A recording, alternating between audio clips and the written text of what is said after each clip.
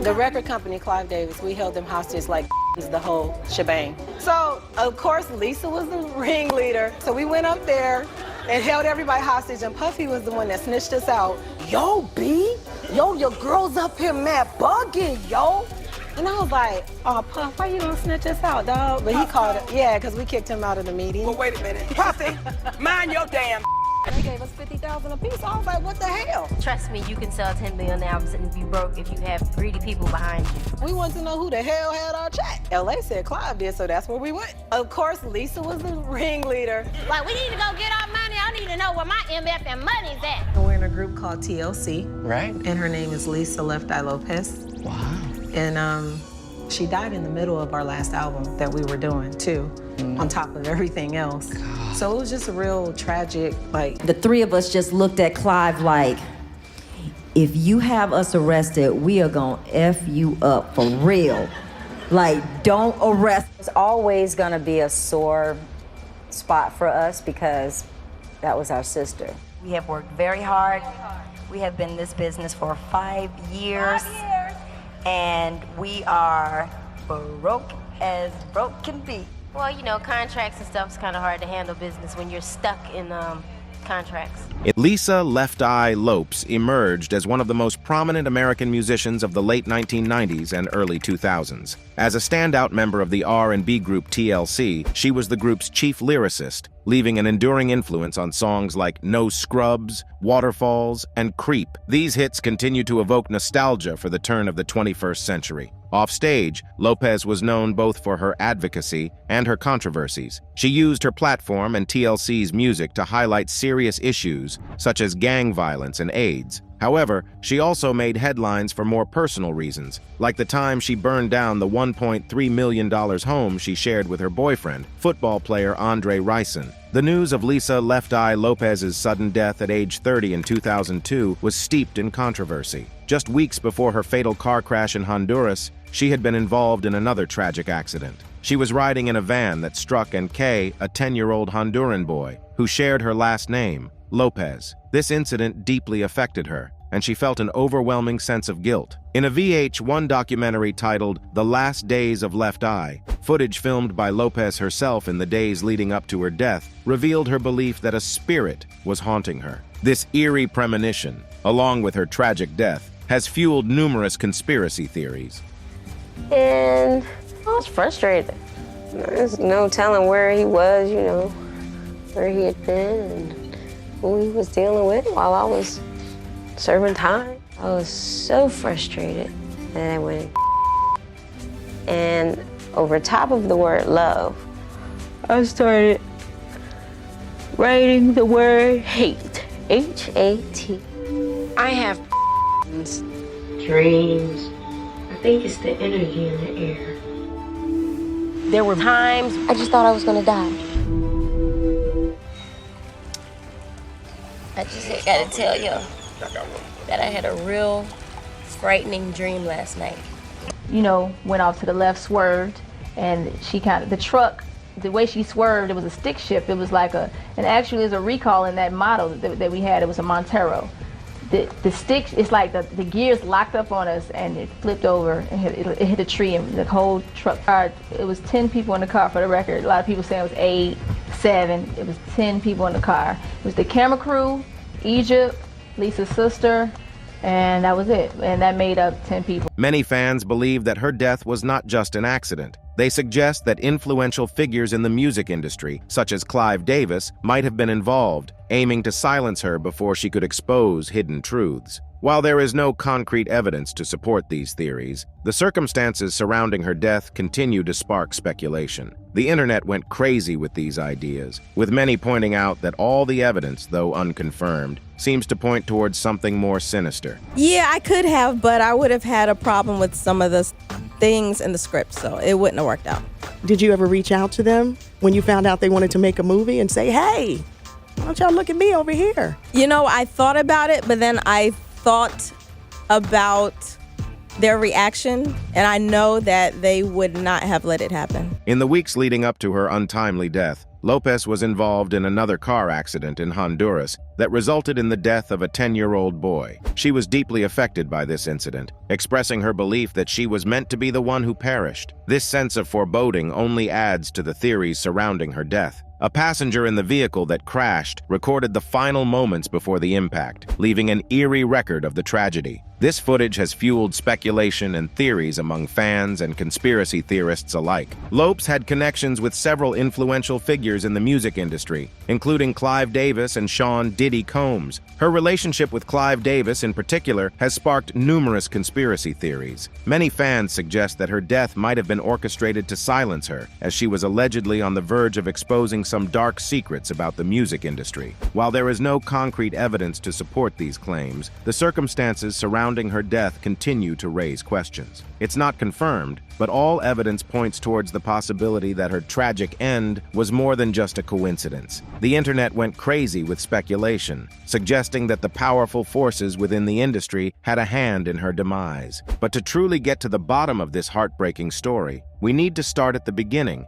and trace the journey that led to that fateful night. Lisa Nicole Lopes was born on May 27, 1971, in Philadelphia, Pennsylvania. As one of 3 children born to Wanda and Ronald Lopes Sr., Lisa grew up as an army brat, describing her father as very strict, very domineering. Strict and domineering were understatements, as Lopes's father could more accurately be described as abusive. In an interview with Access Atlanta, Lopes recalled a harrowing incident from her childhood when her father bit her mother during an argument. "I couldn't believe he bit her," she said. "I was horrified, thinking he can't be biting my mother. She was pushing his face and he would bite her fingers." When her mother finally managed to get away, she asked the children if they were coming with her. Lopes and her brother remained frozen with fear, while her sister tried to leave but was knocked back down by their father. "For the rest of the night, we sat in the corner terrified that he was going to us," Lopes recalled. "He was laying on the couch with a butcher." Despite her tumultuous upbringing, Lopes found solace in music. At a young age, she learned to play the piano and performed in a trio with her siblings known as the Lopes Kids. They mostly sang at local church events, but it was clear from early on that Lisa had something special that defines true stars. In the early 1990s, Lisa Lopes's big break came when she joined the R&B group TLC. When Lopes was 19, she heard about an open casting call for a new R&B/hip-hop girl group and packed her bags for Atlanta. The audition went well, and she, along with Tion Watkins and Crystal Jones, formed the group Second Nature under manager Perry Pebbles Reed. Shortly thereafter, the group rebranded as TLC, the first letters of each of the members' names. However, things didn't work out with Jones, and so the group replaced her with Damian Dame backup dancer Rosanda Thomas. The group had an issue now, though. The name TLC didn't make much sense with the updated lineup, so Thomas was simply given a nickname, Chili. Lopes and Watkins adopted nicknames for themselves as well. Watkins went by T-Boz, derived from the first letter of her first name, and Boz, slang for boss. And Lopes went by the name Left Eye, a nickname that predated the group, as New Edition member Michael Bivins had once told her, "It's your left eye.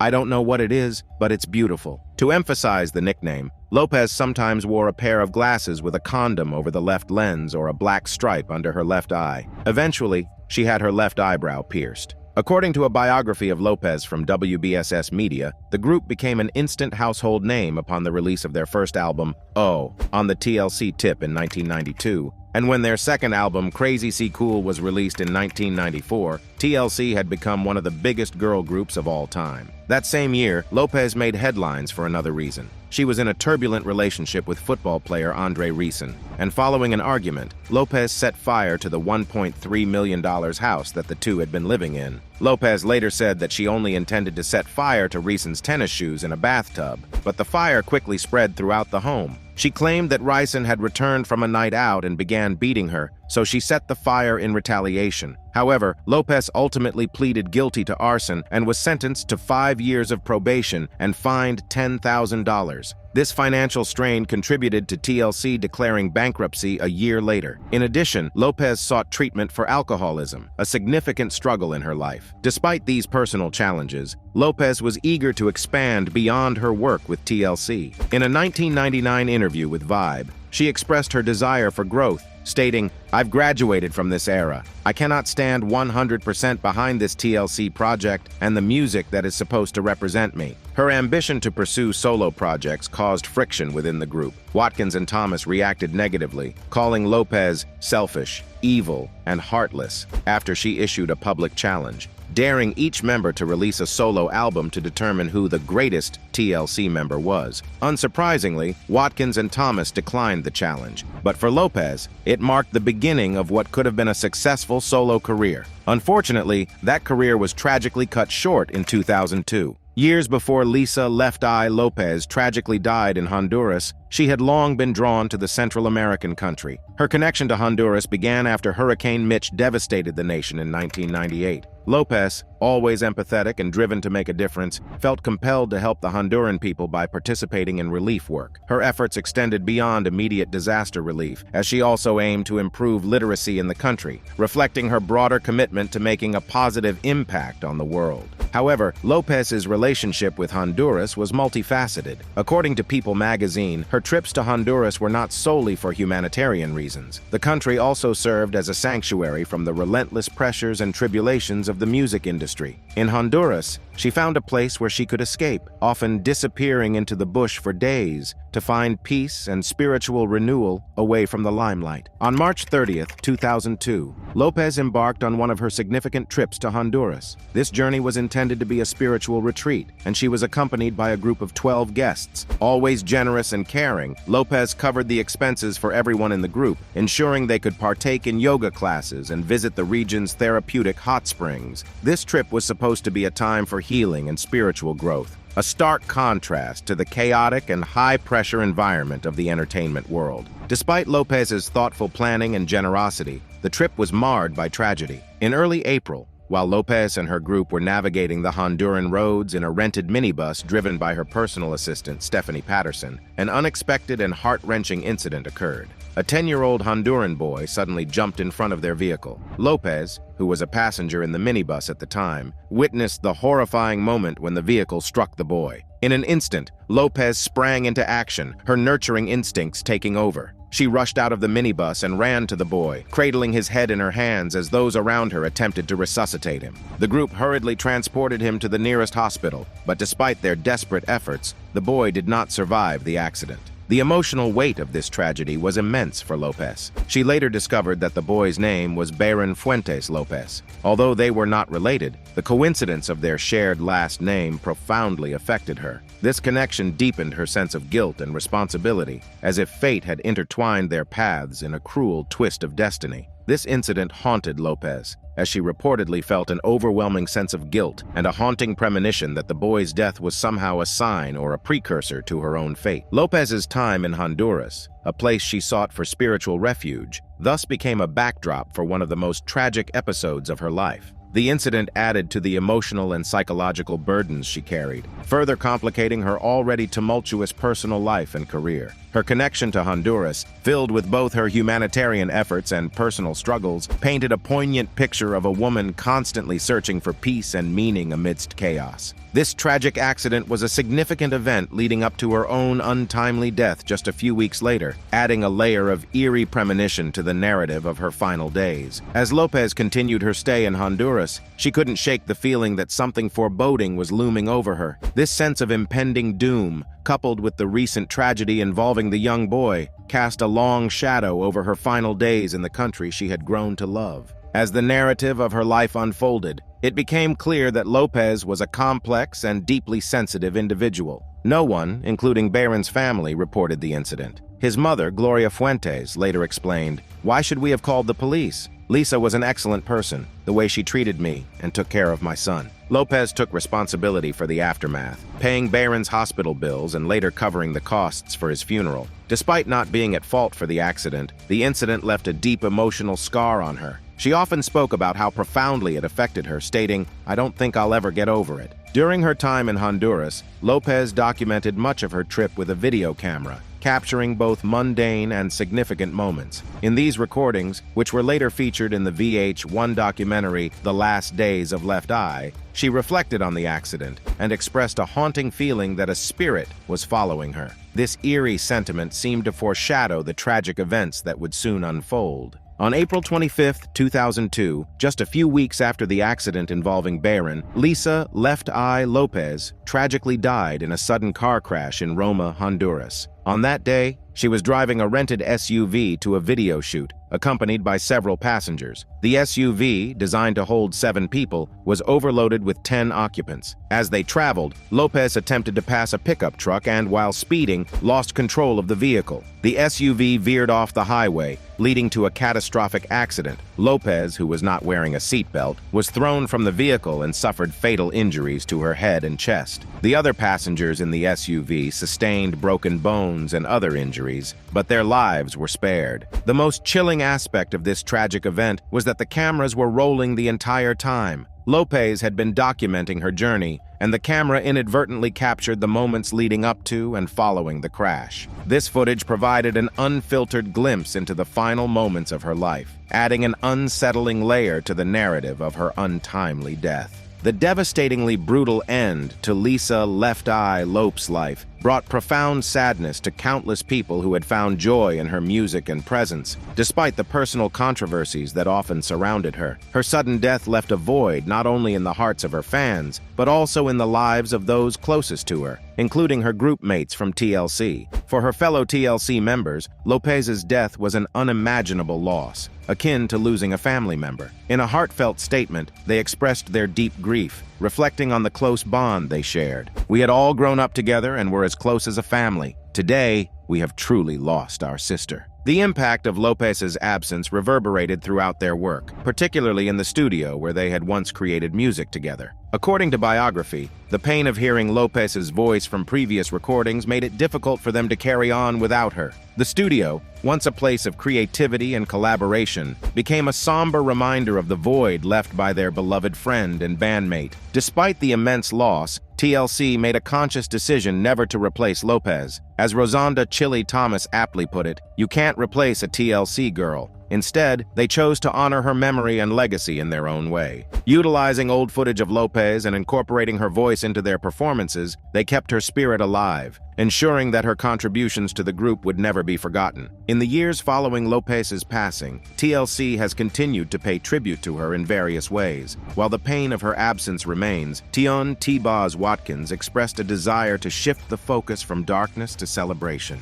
"I want to celebrate her life," Watkins stated in 2017. "I want to feel good about what we did together. I don't want to be in a dark place anymore. I want to feel like we built something great together and keep that going for her." Lopes's sudden passing at the age of 30 shocked the world and left an indelible mark on her fans, friends, and family. Her life, filled with both extraordinary achievements and profound struggles, was cut short just as she was seeking a new path and greater personal fulfillment. The footage from her final days, including her reflections on the accident with Barron and her premonitions of a following spirit, contributed to the enduring mystery and poignancy of her story. In the wake of her death, many fans and conspiracy theorists began to speculate about the true nature of the accident. Some believed that there were unexplained elements and sinister forces at play, pointing to the eerie coincidences and the haunting sense of foreboding that Lopes had expressed. While there is no concrete evidence to support these theories, the circumstances surrounding her death continue to evoke curiosity and debate.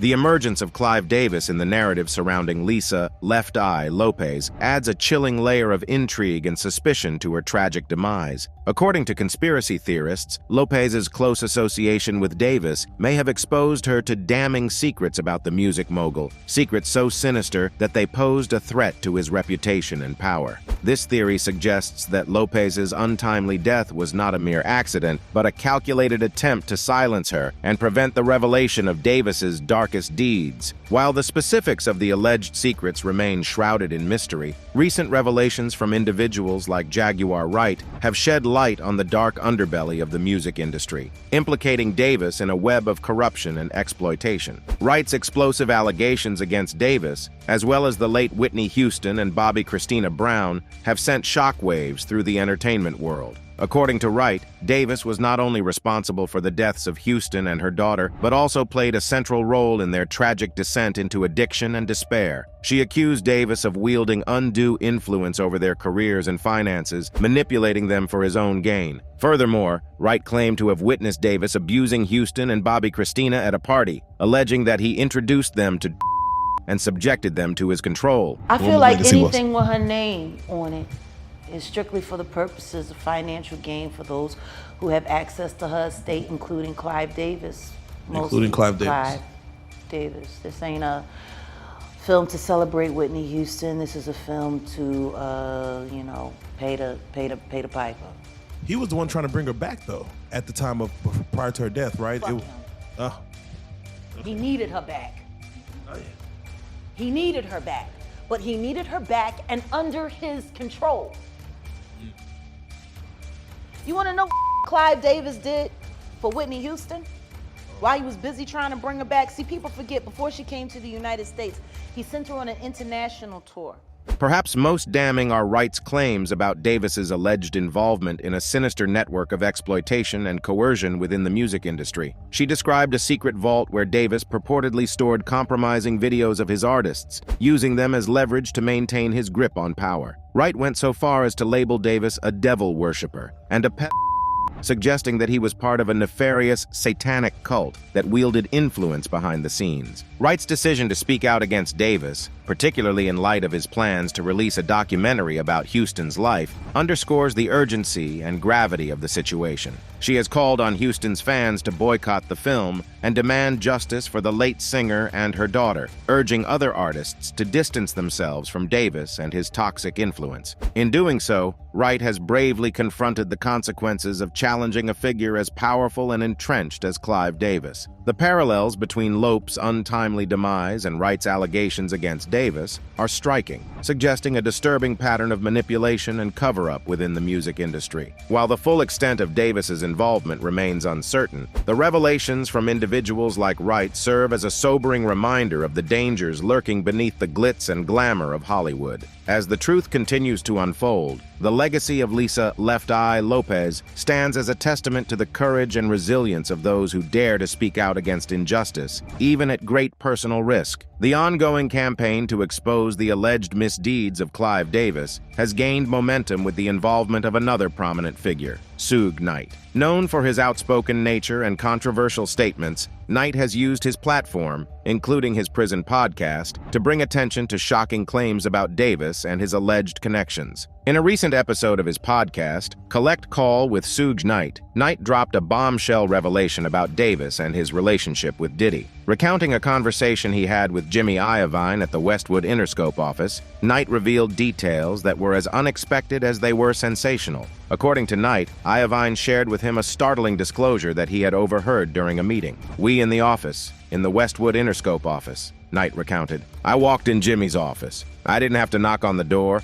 We was having a conversation, and he overheard somebody say something he probably shouldn't have heard. What followed was a revelation that shook Knight to the core. He said, 'I'm here because Clive Davis told me that him and Puffy's real tight. And, lovers,' Knight recounted. Initially interpreting the statement as a sign of deep friendship, Knight was taken aback when Iovine clarified the true nature of Davis and Diddy's relationship. And I'm like, why do you keep saying that? I said, are they lovers like F and S? And he said, I don't want to say that, but that's what that means, right? People he talking about, they good with them.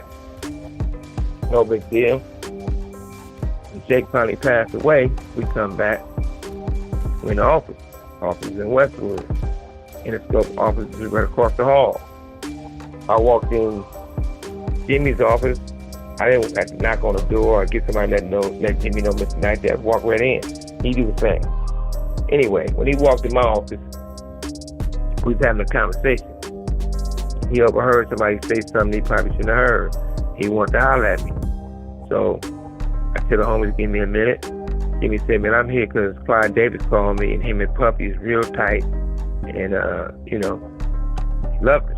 While Knight's claims remain unconfirmed and controversial, They add fuel to the fire of speculation surrounding Davis and his alleged misconduct. Moreover, this is not the first time Diddy has faced accusations of engaging in romantic relationships with male celebrities, nor is it the first time Knight has made controversial allegations against high-profile figures. The implications of Knight's claims, if proven true, could have far-reaching consequences for both Davis and Diddy, as well as the wider music industry. As the #Me Too movement continues to shine a spotlight on abuse of power and misconduct, Knight's allegations serve as a reminder of the importance of holding influential figures accountable for their actions. The saga surrounding Lisa Left Eye Lopes takes on an even darker hue with revelations about the tumultuous relationship between TLC and their record label executives, particularly Clive Davis. In a shocking revelation from Tion T-Boz Watkins, it was disclosed that the group once resorted to extreme measures to demand fair compensation for their immense success. In 2009, Watkins disclosed on the U.S. talk show hosted by Monique that TLC had reached a breaking point in their dispute with Arista, their record label at the time. Feeling grossly undervalued and exploited, the group decided to take matters into their own hands, quite literally. In a dramatic turn of events, TLC held the executives of Arista, including Clive Davis himself, at gunpoint over a dispute regarding royalties from their blockbuster 1994 album Crazy C Cool. Watkins vividly recounted the audacious act, stating, "We held the record company, including founder and president Clive Davis, hostage with bullets." The group, fueled by righteous indignation and a sense of betrayal, demanded accountability for the staggering $75 million generated by Crazy C Cool, only to receive a meager $50,000 each in return. Lisa Left Eye Lopes emerged as the ringleader of this daring endeavor, orchestrating the bold move to confront the executives and demand justice. Their plan, though bold and brazen, was not without consequences. Despite their efforts to reclaim what they rightfully deserved, their scheme was foiled by an unexpected informant, none other than P. Diddy. As Watkins revealed, the group's meeting with the executives was abruptly interrupted when they kicked P. Diddy out, determined to resolve their grievances without interference. However, it was P. Diddy who ultimately tipped off the authorities, leading to the unraveling of their audacious plan. In the aftermath of their daring act, the harsh reality of their situation set in. Watkins recalled the intense pressure and anxiety they experienced as they confronted the executives, sweating and struggling to reclaim their financial autonomy. The revelation that Clive Davis held their overdue payments only added fuel to their righteous anger, propelling them to take drastic action. This revelation casts a damning shadow over the dynamics between artists and record labels, exposing the exploitative practices that often lurk beneath the surface of the music industry. The fact that TLC felt compelled to resort to such extreme measures speaks volumes about the systemic injustices and power imbalances that artists face in their quest for fair compensation and creative control. That's all for the video, folks. Thanks for watching.